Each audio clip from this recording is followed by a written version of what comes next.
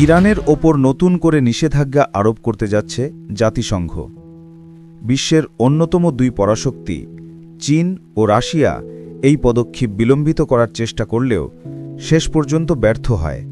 ফলে তেহরানকে ঘিরে মধ্যপ্রাচ্যে নতুন উত্তেজনার আশঙ্কা তৈরি হয়েছে। পশ্চিমা দেশগুলোর অভিযোগ, ইরান ২০১৫ সালের joint comprehensive plan of action বা পারমাণবিক চুক্তি ভঙ্গ করে গোপনে অস্ত্র কর্মসূচি চালিয়ে যাচ্ছে। ফ্রান্স, জার্মানি ও যুক্তরাজ্য একযোগে অভিযোগ করেছে, ইরান শান্তিপূর্ণ ব্যবহারের কথা বলে আসলেও আসলে পারমাণবিক অস্ত্র বানানোর চেষ্টা করছে। তবে ইরান এ অভিযোগ সরাসরি নাকচ করেছে। দেশটির পররাষ্ট্রমন্ত্রী আব্বাস আরাকচি বলেছেন, নিষেধাজ্ঞা পুনর্বহাল পুরোপুরি অবৈধ এবং রাজনৈতিক প্রতিহিংসার বহিঃপ্রকাশ। এর আগেও ইরানের পারমাণবিক কর্মসূচি নিয়ে উত্তেজনা চরমে উঠেছিল। ইসরায়েলের সঙ্গে ১২ দিনের রক্তক্ষয়ী সংঘাতে প্রাণ হারিয়েছিলেন কমপক্ষে ৬২৭ জন, আহত হয়েছিলেন ৪,০০০-এর বেশি মানুষ।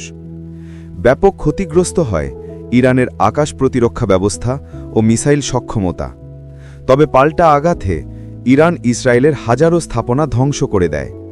পরিস্থিতি এমন পর্যায়ে পৌঁছে যে সরাসরি যুদ্ধে জড়িয়ে পড়ে যুক্তরাষ্ট্র। মার্কিন বাহিনী ইরানের একাধিক পারমাণবিক স্থাপনায় হামলা চালায়। জবাবে তেহরান কাতারে অবস্থিত মার্কিন ঘাঁটিতে পাল্টা হামলা চালায়। শেষ পর্যন্ত উভয় পক্ষ যুদ্ধবিরতিতে বাধ্য হলেও উত্তেজনা কমেনি। বিশ্লেষকরা মনে করছেন, জাতিসংঘের নতুন নিষেধাজ্ঞা ইরানকে আরও কঠোর অবস্থানে নিয়ে যাবে। দেশটি স্পষ্ট জানিয়ে দিয়েছে, যে কোনো মূল্যে তারা তাদের পারমাণবিক কর্মসূচি চালিয়ে যাবে। এর ফলে মধ্যপ্রাচ্যে নতুন করে বড় ধরনের যুদ্ধ শুরু হওয়ার শঙ্কা দেখা দিয়েছে।